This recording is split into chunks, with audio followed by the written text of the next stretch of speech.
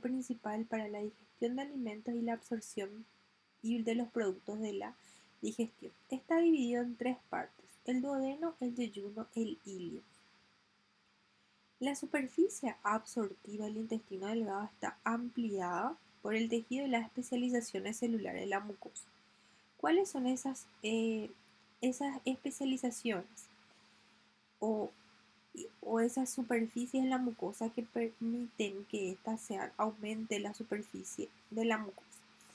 Tenemos a los pliegues circulares, que es también conocidos como válvulas de Kerkin. Son repliegues transversales permanentes que contienen un centro de su mucosa, y cada pliegue circular está rodeada entre la mitad y las 2/3 partes de la circunferencia de la luz. Tenemos a las vellosidades, que acá estamos viendo. Estas son las vellosidades en conjunto, como si fuesen unos dedos. Acá está señalado por la flecha de color transparente, pero es con una margen negra. Y luego tenemos líneas negras. Y acá tenemos una estructura que tenemos las microvellosidades. Recordar que las microvellosidades son especializaciones apicales. Esta es la vellosidad y esta es la microvellosidad. Las microvellosidades vamos a encontrar en el enterocito, que es la célula del intestino delgado, y también podemos encontrar en el intestino grueso. Bueno, las vellosidades son unas evaginaciones de la mucosa que sirven para que puedan aumentar la superficie absortiva del intestino delgado. Está compuesta por un centro de tejido conectivo laxo y cubierto por un epitelio cilíndrico simple. También tiene un epitelio cilíndrico simple. Hay unas glándulas intestinales que se denominan también criptas de Lieberkühn. Son estructuras simples tubulares que se extienden desde la muscular de la mucosa a través del espesor de la lámina propia y donde desembocan en la superficie luminal del intestino.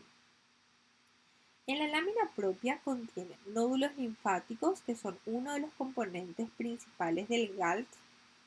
Los nódulos son particularmente grandes y abundantes en el ilion, y donde se localizan de manera preferencial en el lado del intestino opuesto a la fijación mesentérica, es decir, en el borde antimesentérico del intestino. Las células que vamos a encontrar en el intestino delgado son los enterocitos, las células caliciformes, las células de Paneth, las células enteroendocrinas y las células M. Los enterocitos son esas células que van a formar sobre todo al epitelio y cuya función principal es la absorción de nutrientes. Son ellos los que van a presentar microvellosidades. Tenemos a las células caliciformes, que tienen una forma de matraz o una cálice. Un cáliz son glándulas unicelulares y son secretores de mucina. Normalmente las vemos de color blanquecina. Estas son las células caliciformes. Tenemos a las células de Paneth, que son las responsables de mantener la inmunidad innata de la mucosa mediante la secreción de sustancias antimicrobianas.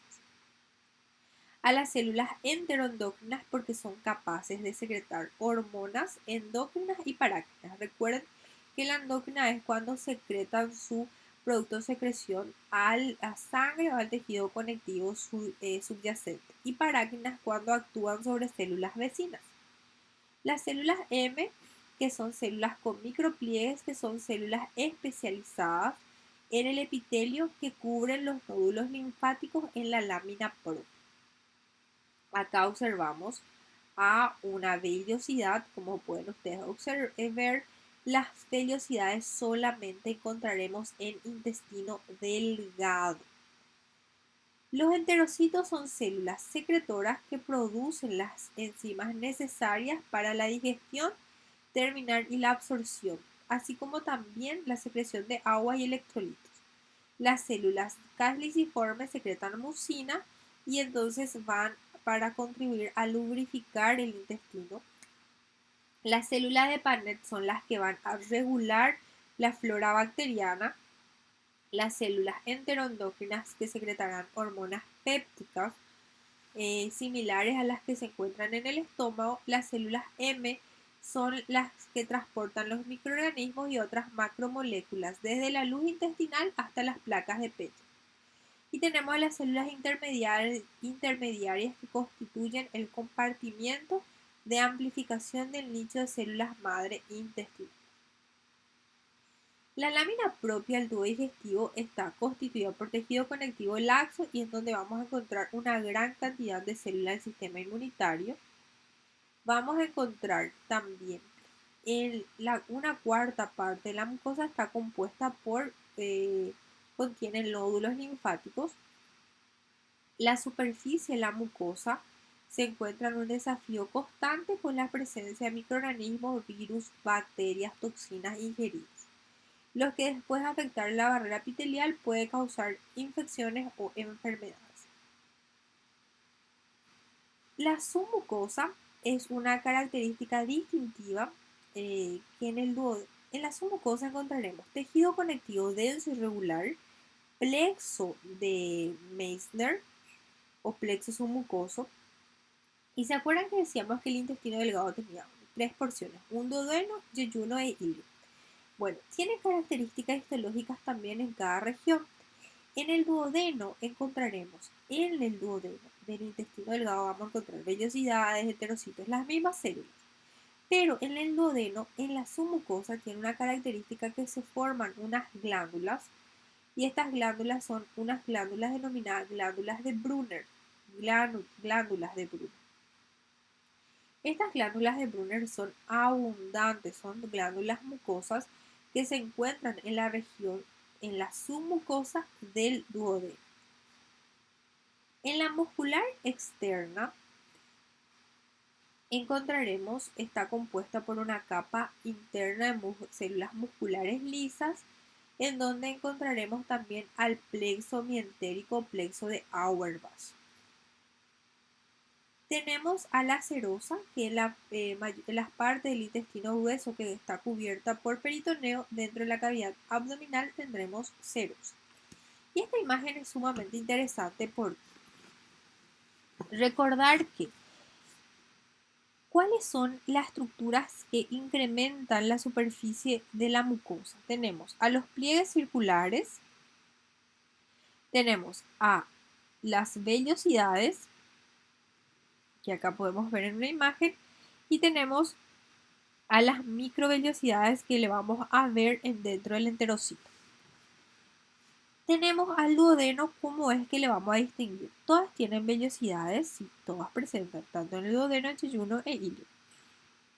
En el duodeno encontraremos en la submucosa, una gran cantidad de glándulas que se denominan glándulas de Brunner. En el yeyuno no presenta unas características muy distintivas. En cambio, en el ilio encontraremos un cúmulo de nódulos linfáticos. Y ese cúmulo de nódulos linfáticos está ubicado en la lámina propia. Se denomina placas de Peyer. ¿Se acuerdan? Nosotros hablábamos en órganos linfoides que eran las placas de Peyer. Un cúmulo de nódulos linfáticos que encontraremos sobre todo en donde encontraremos en el ilio. Y el cúmulo o la gran cantidad de placas de Peyer se encuentran en el ilio. Acá vemos a las placas de Peyer también y están presentes en la lámina propia, Luego tenemos a la muscularis de la mucosa y después en la submucosa. Ya tenemos submucosa. Y luego tenemos muscular externa y luego serosa. Estas placas de Peyer, entonces, algunas veces pueden llegar incluso hasta la submucosa, pero la ubicación es sobre todo en la lámina propia y eso se denominan placas de Peyer. El intestino grueso comprende el ciego con su apéndice vermiforme, el colon, el recto y el conducto anal. El colon a su vez se subdivide según su ubicación anatómica en colon ascendente, colon transverso y colon descendente y colon sigmoideo. Las tenias del colon representan tres bandas equidistantes, estrechas y gruesas formadas por la capa longitudinal externa de la muscular externa. Tenemos austras colónicas, que son saculaciones visibles entre las tenias del colon en la superficie externa del ciego y del colon. Y tenemos las apéndices omentales, que son pequeñas proyecciones adiposas de las serosas que se observan en la capa externa del colon. La función principal del intestino grueso es la absorción de agua y electrolitos y la eliminación de alimentos no digeridos y de desechos y la producción de las heces. El epitelio es un epitelio cilíndrico simple también y va a tener todas las células, las mismas células que hemos visto en el intestino delgado, a los enterocitos, a las células de M, también a las células enteroendocrinas, a las células madre. Todas ellas vamos a tener las mismas células en el intestino grueso, pero en excepción a las células de Paneth. Las células de Paneth normalmente se encuentran faltando en el intestino grueso de los seres humanos. La lámina propia en el intestino grueso tiene una meseta de colágeno porque presenta una capa gruesa de colágeno y protoglucanos, una vaina fibroblástica pericríptica que constituye una población de fibroblastos bien desarrollados, que recuerden que tiene que producir una meseta de colágeno, un GAL que es continuo con el ilion terminal. En el intestino grueso el GAL está más desarrollado. Hay nódulos linfáticos grandes, distorsionan el espacio regular y vasos linfáticos en general. No hay vasos linfáticos en el centro de la lámina propia entre las glándulas intestinales y ninguno se extiende hacia la superficie luminal del intestino grueso. La muscular externa está parcialmente condensada con bandas musculares longitudinales prominentes denominadas tenias del colon. Las haces musculares, las tenias del colon, penetran la capa muscular interna circular con intervalos regulares en toda la longitud y circunferencia del colon. Esta discontinuidad permite que el peristaltismo o las contracciones que puedan ocurrir en el intestino grueso, lo cual conduce a la formación de austras del colon, que son saculaciones en la pared colónica. La submucosa está constituida por tejido conectivo denso y regular y la serosa está constituida por mesotelio y tejido conectivo laxo escaso.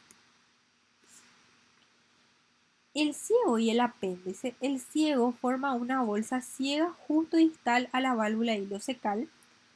El apéndice es una evaginación digitiforme. El apéndice difiere del colon porque tiene una capa uniforme de músculo longitudinal en la muscular externa y el rasgo más característico son los nódulos linfáticos solitarios que encontraremos en la submucosa del apéndice. En el recto es la porción, el recto y el conducto anal. El recto es la porción distal dilatada del tubo digestivo. Presentan unos pliegues rectales transversos. Es similar al resto del colon distal y poseen glándulas intestinales tubulares con muchas células caliciformes también. La porción superior del conducto anal presentan unos pliegues longitudinales denominados columnas anales y las depresiones que hay entre estas columnas reciben el nombre de senos anales. El conducto anal tiene tres zonas: una zona colorectal, una zona de transición anal y una zona escamosa. En el conducto anal, las glándulas anales se extienden dentro de la submucosa e incluso dentro de la muscular externa. Acá solamente para forma de revisar nuevamente a las glándulas gástricas, a las células de la mucosa superficial, las células parietales, que es lo que secretan, las células enteroendocrinas, las células principales y las células mucosas del cuello.